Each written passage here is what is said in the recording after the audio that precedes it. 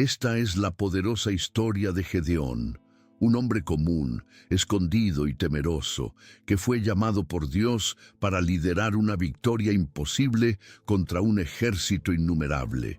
Con solo 300 hombres, obedeció instrucciones divinas y lógicas a los ojos humanos y venció, demostrando que la verdadera fuerza viene de la fe. Pero tras su triunfo, un descuido permitió que su hijo Abimelec tomara el poder con violencia y orgullo, asesinando a sus hermanos y reinando sin temor a Dios, hasta encontrar un final trágico. Esta historia no es solo del pasado, es un espejo para nuestra vida hoy. Nos muestra que Dios aún llama a los pequeños, que la obediencia vale más que la fuerza, y que el poder sin rendición lleva a la ruina. Si esta historia tocó tu corazón, dale like al video, comenta amén, y dinos desde qué ciudad o país nos estás viendo. Tu testimonio puede inspirar a otros. No olvides suscribirte al canal, activar la campanita y compartir este mensaje con todos aquellos que necesitan una palabra de fe, corrección y esperanza. Gedeón no era el tipo de hombre que la gente notaba en las ferias de la aldea. Hijo de Joás, de la tribu de Manasés, creció en Ofra escuchando historias de un Dios que abría mares y hacía caer pan del cielo. Pero todo lo que sus ojos veían eran campos quemados, enemigos saqueando sus cosechas y hombres fuertes que ya habían renunciado a luchar. No tenía las marcas de un guerrero ni la voz firme de un líder.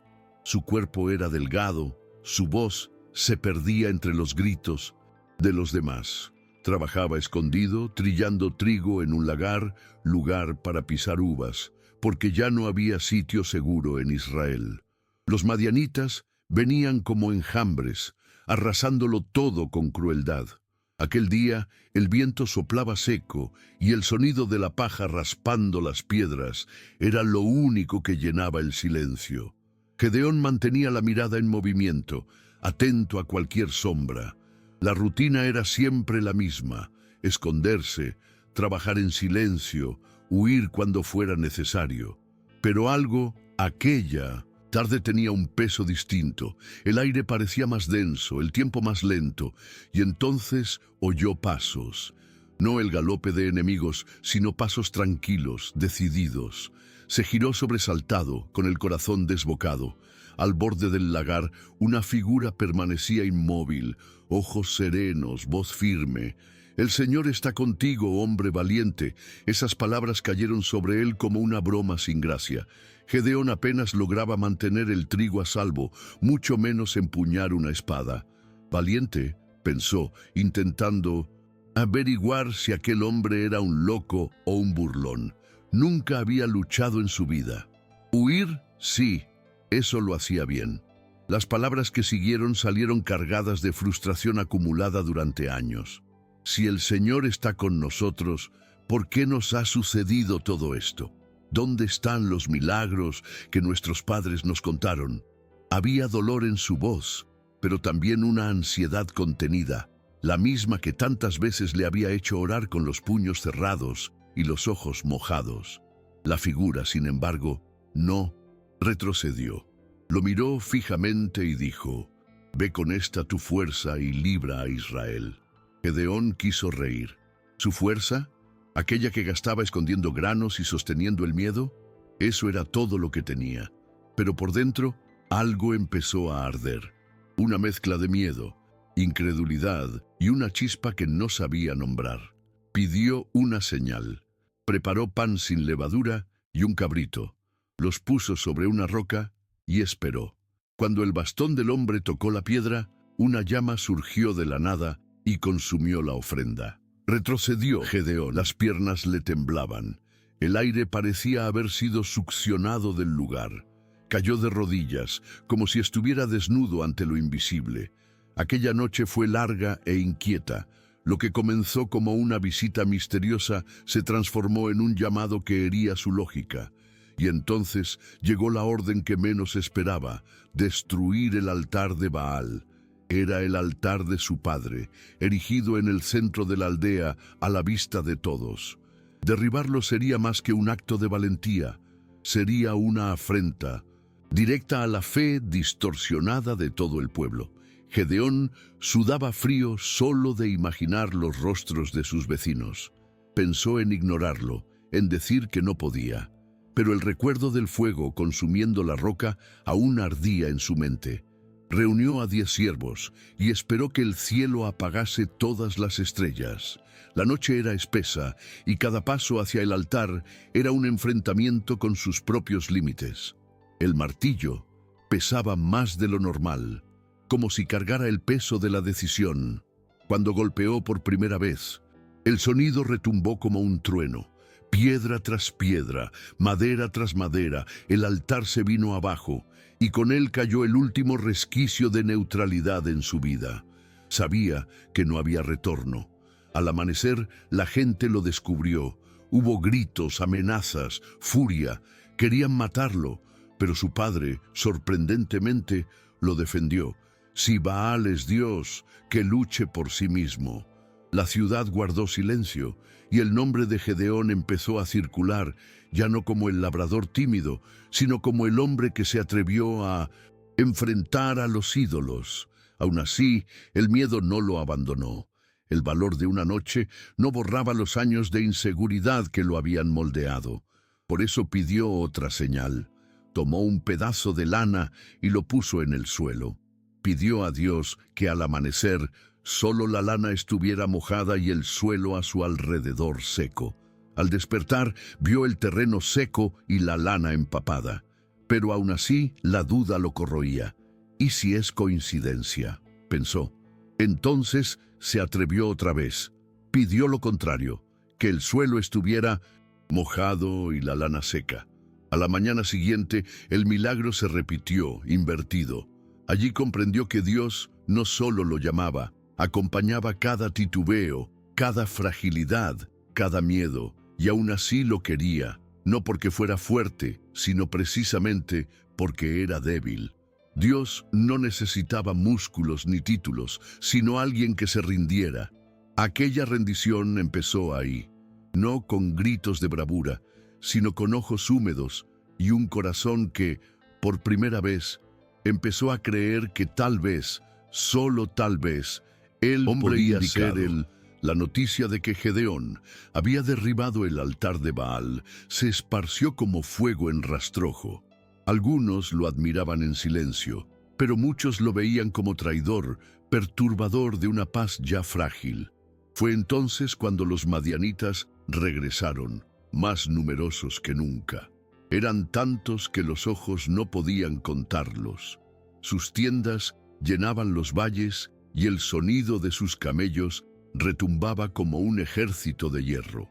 Israel se encogió, pero Gedeón, ahora bajo el peso de un llamado genuino, sintió algo distinto al mirar al enemigo. El miedo seguía allí, sí, pero también había una fuerza que no provenía de él. Cuando tocó la trompeta, los hombres empezaron a llegar. Unos traían lanzas viejas, otros piedras en las manos, pero venían. 32,000 en total. Gedeón sintió lágrimas al verlos dispuestos a luchar y por un instante creyó que todo saldría bien, hasta que Dios volvió a hablar. «Hay demasiada gente», dijo el Señor, y ordenó que todo hombre temeroso se marchara. Gedeón tragó saliva. Aquello contradecía todo lo que sabía de guerra, pero obedeció, y vio, uno a 22,000 hombres abandonar el campamento. El polvo de sus sandalias parecía una nube de renuncia. Quedaron 10,000. Aún era posible. Pero Dios no terminó. Mandó llevar a los hombres al arroyo y observar cómo bebían agua. Los que se arrodillaron fueron descartados. Solo quedaron 300. 300. El número retumbaba en la mente de Gedeón como una sentencia. Miraba aquellos pocos rostros y sentía el estómago retorcerse. Esos hombres confiaban en él, pero él mismo no sabía qué hacía. No lo decía, pero por dentro solo quería huir. Fue entonces cuando Dios, conociendo incluso lo que Gedeón ocultaba de sí mismo, dio un regalo inesperado, una confirmación. Aquella madrugada, Dios lo envió al campamento enemigo, no para luchar, sino para oír. Llevó consigo a un ciervo y se deslizó entre las sombras, sintiendo cada hoja crujir como un anuncio de su presencia. El corazón latía fuerte. Se acercaron a las tiendas y oyeron a dos soldados conversando. Uno contaba un sueño extraño. Un pan de cebada rodaba por el campamento y destruía todo. El otro interpretó sin dudar: es la espada de Gedeón.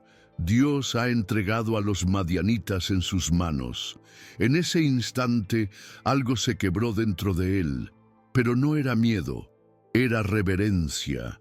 Gedeón cayó de rodillas en el polvo, oculto en las sombras, con el rostro contra la tierra seca. Por primera vez no sentía solo el peso de la responsabilidad, sino la presencia de Dios. Aquello era real, más real que los propios enemigos. Cuando volvió al campamento, ya no era el mismo.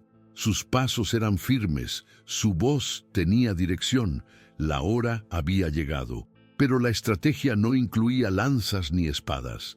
Cada uno de los 300 hombres recibiría una trompeta y una antorcha encendida dentro de un cántaro de barro. La orden era clara: rodear el campamento y, a la señal de Gedeón, romper los cántaros, alzar las antorchas y tocar las trompetas. Era una táctica que desafiaba cualquier lógica militar, pero nadie cuestionó. Tal vez por la mirada de Gedeón, que ya no temblaba, tal vez porque, en el fondo, todos sentían que aquello venía de Dios. La noche estaba fría, el cielo cubierto. El silencio pesaba sobre los hombros como un manto. Se dispersaron por las colinas, cada hombre en su lugar, escuchando solo el latido del propio corazón y el susurro del viento. Y llegó el momento. Gedeón alzó el brazo, y al instante siguiente, la oscuridad explotó en luz, sonido y asombro. Las trompetas tronaron como relámpagos entre los montes, los cántaros se hicieron añicos y las antorchas chispearon como rayos. El campamento enemigo despertó en pánico, sumido en el caos. Lo que ocurrió después fue algo que ningún hombre podría haber planeado, ni el más experimentado de los generales. Al oír las trompetas, ver las antorchas alrededor y los cántaros rompiéndose, los madianitas se desataron en terror. En la oscuridad, confusos y desorientados, comenzaron a atacarse entre sí, convencidos de estar rodeados por un ejército inmenso. Los gritos cortaban la noche como cuchillas. Caballos corrían sin rumbo. Tiendas se derrumbaban. Hombres se herían intentando huir de una amenaza invisible. Gedeón y sus 300 hombres contemplaban la escena casi sin creerlo. Ninguno había desenvainado una espada, y aún así, la victoria se desplegaba ante sus ojos. No era su fuerza, era otra cosa, algo sagrado que flotaba sobre todo y todos. Y en ese instante, Gedeón entendió.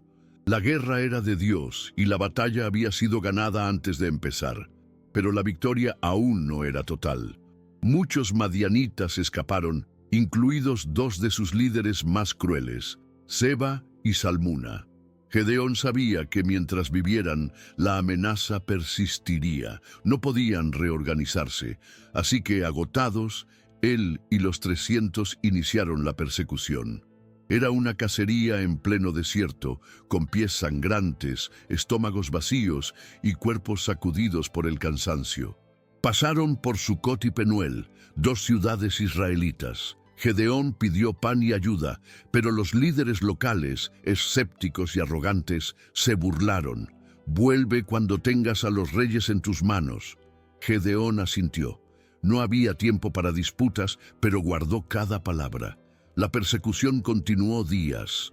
El sol quemaba los hombros, el viento levantaba arena en el rostro, pero la certeza de la misión hacía que cada paso valiera la pena.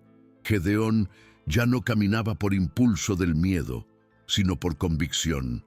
Cuando al fin hallaron a los reyes fugitivos, su campamento estaba demasiado tranquilo, como si nunca esperaran ser alcanzados. Quizá subestimaron a aquel hombre de Ofra, pero Gedeón ya no era el labrador inseguro del lagar. Con un plan rápido y audaz, rodearon a los guardias, atacaron por sorpresa y capturaron a los reyes vivos. El pueblo que antes se burlaba quedó mudo ante lo imposible. Cuando Gedeón regresó con los reyes atados, la multitud enmudeció. Sucot y Penuel, antes llenas de contemplaban ahora la prueba de que Dios estaba con aquel hombre, y él, con ojos firmes y voz serena, enfrentó a los líderes que lo habían negado. No por venganza, sino por justicia. Les mostró lo que significaba dudar de un propósito que venía de lo alto. Cada gesto de Gedeón ese día no era solo humano, parecía cargar algo mayor que él, algo que ya no podía ignorarse. La paz volvió a Israel. El pueblo celebraba y muchos querían coronar a Gedeón. Había conquistado lo imposible, liberado a las tribus, quebrado el yugo enemigo. «Sé nuestro rey», dijeron, «tú, tus hijos y los hijos de tus hijos». Pero Gedeón los miró con un dolor que solo él entendía. Sabía de dónde venía la victoria. Sabía que ningún hombre podía ocupar el trono de Dios. «El Señor reinará sobre vosotros», respondió, y rechazó la corona. Pero cometió un error. Pidió a cada hombre un pendiente de oro del botín. Con ese oro mandó hacer un efod, una pieza sacerdotal, y lo colocó en Ofra, no para ser adorado, sino como memorial. Sin embargo, el pueblo, fácil para olvidar, convirtió el símbolo en ídolo. Lo que debía recordar la presencia de Dios, pasó a sustituir al propio Dios. Y Gedeón, que había derribado altares, se vio autor de una nueva piedra de tropiezo para Israel. Gedeón envejeció viendo al pueblo visitar Ofra con ofrendas y promesas ante el efod. Nunca declaró abiertamente que aquello fuera idolatría, pero tampoco destruyó lo que sus manos habían mandado hacer. Quizá creyó que el símbolo aún podía ser lembranza. Quizá estaba demasiado cansado para otra guerra, esta vez interna. Tuvo muchos hijos, y la paz que su victoria trajo se mantuvo años. Pero por dentro sabía que algo estaba fuera de lugar. A veces despertaba y oía voces susurrando entre los montes. No eran palabras humanas, era el sonido de la antigua alianza olvidada. Israel estaba en paz, sí, pero era una paz tibia, construida sobre distracciones y apariencias. Sentía su peso en los hombros, aunque nadie hablara. Hasta que, un día, cerró los ojos por última vez. Y con su muerte, el último hilo que sostenía el temor en el corazón del pueblo, se rompió. Entonces Abimelec, uno de sus hijos con una concubina de Siquem, vio la oportunidad de tomar el poder. No heredó la humildad del padre ni su temor a Dios. Lo que corría por sus venas era ambición, diferente de Gedeón, que fue llamado Abimelec se ofreció. Buscó a los hombres de Siquem y propuso un pacto. «Es mejor que yo gobierne sobre vosotros que los 70 hijos de Jerubbaal». Con promesas y halagos obtuvo apoyo, con dinero contrató hombres crueles y con sangre aseguró su trono. Convocó uno a sus hermanos a un supuesto encuentro y los mató a todos. 70 voces silenciadas en un mismo día, cuerpos caídos sobre una piedra. Solo Jotam escapó, escondido entre los árboles, con los ojos llenos de lágrimas y el corazón hecho pedazos. Abimelec no lloró. Coronado en Siquem, vistió el poder como una capa de furia. El gobierno de Abimelec fue todo lo que Gedeón nunca quiso. Gobernó con puño de hierro, brutalidad y sin justicia. Su trono se sostenía en el miedo y su gloria en la mentira. El pueblo, antes esperanzado, vivía ahora en silencio forzado. Las sonrisas eran breves, las miradas evitaban el contacto. Jotam, el hermano sobreviviente, intentó advertir, contó una parábola sobre árboles eligiendo rey y alertó de las consecuencias de seguir a alguien sin temor a Dios. Pero nadie escuchó.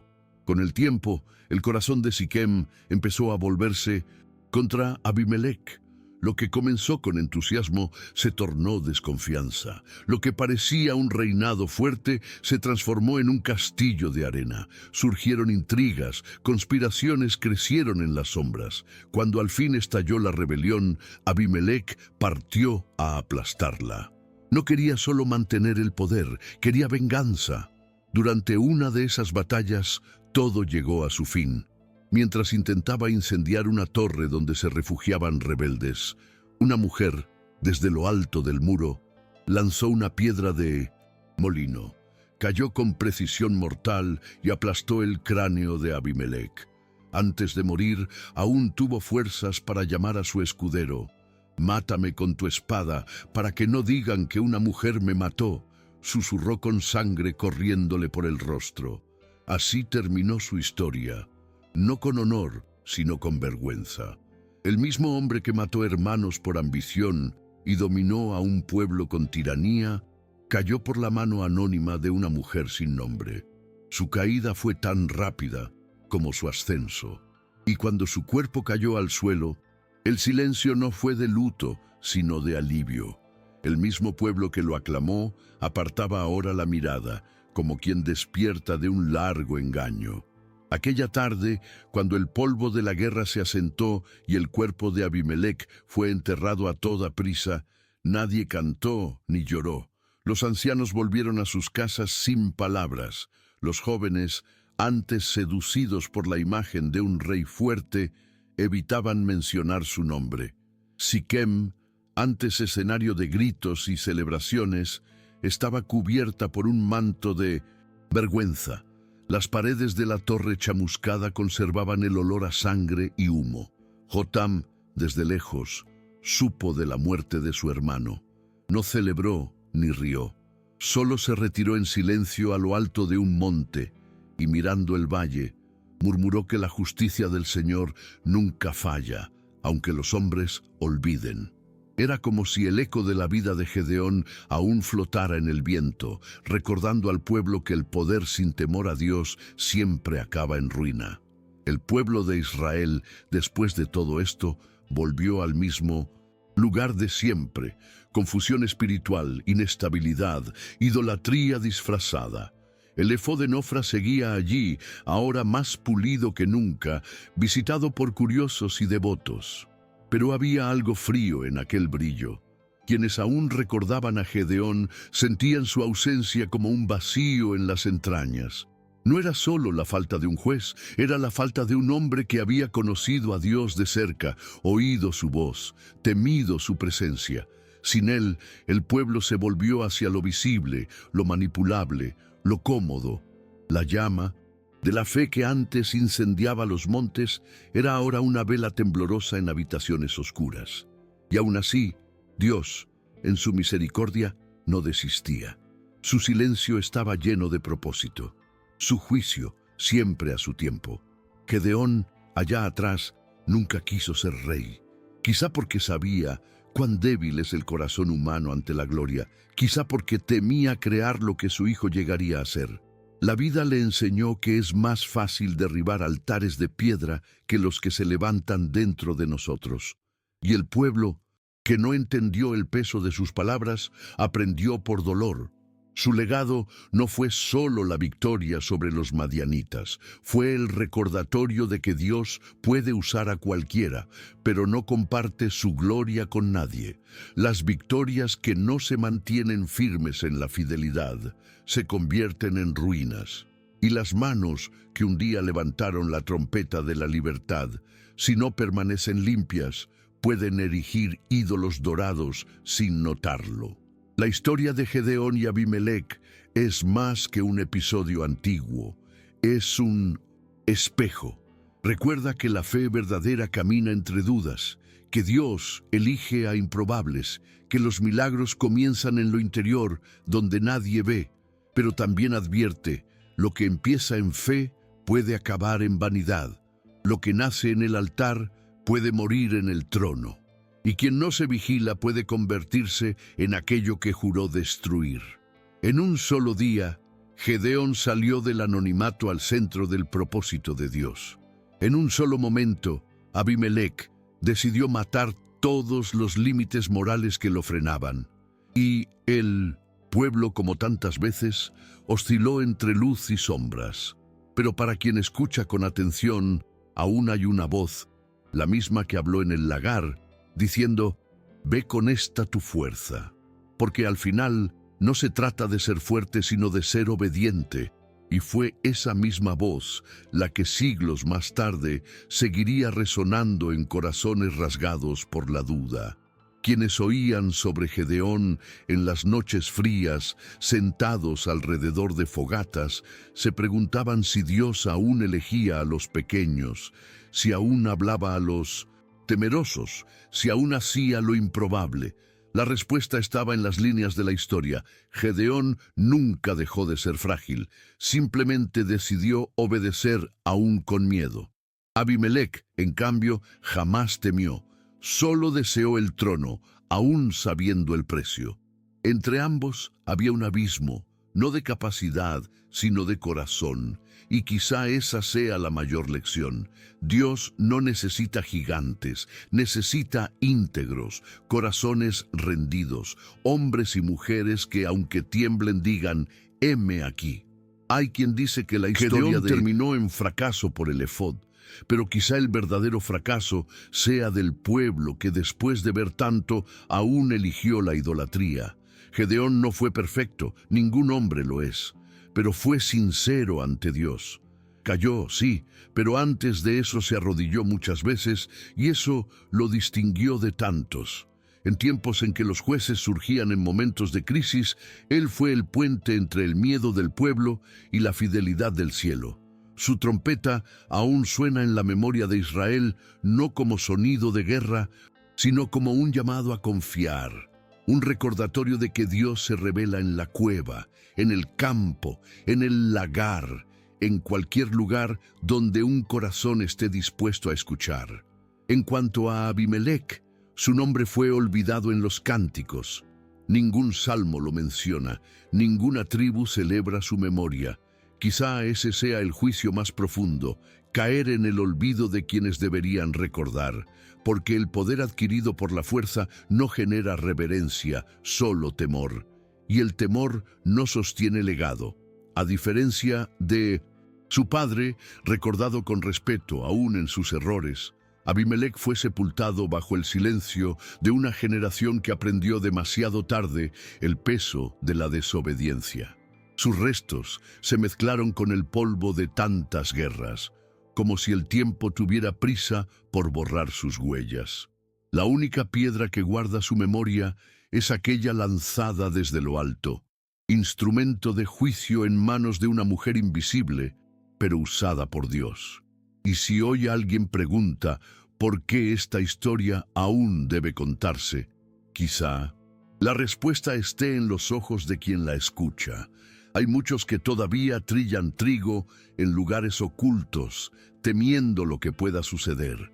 Hay otros que ya se sienten lo bastante fuertes como para tomar lo que no les fue dado. Pero entre unos y otros, Dios sigue buscando corazones rendidos, no sin fallas, sino que tiemblen al oír su voz. La historia de Gedeón y Abimelec no trata de dos hombres, trata de dos respuestas. Una que se inclina aún sin entender y otra que se exalta aún sabiendo el fin. La elección al final sigue siendo nuestra. Y quizá ahora mismo, mientras lees estas palabras, el Señor esté diciendo otra vez: «Ve, yo estaré contigo».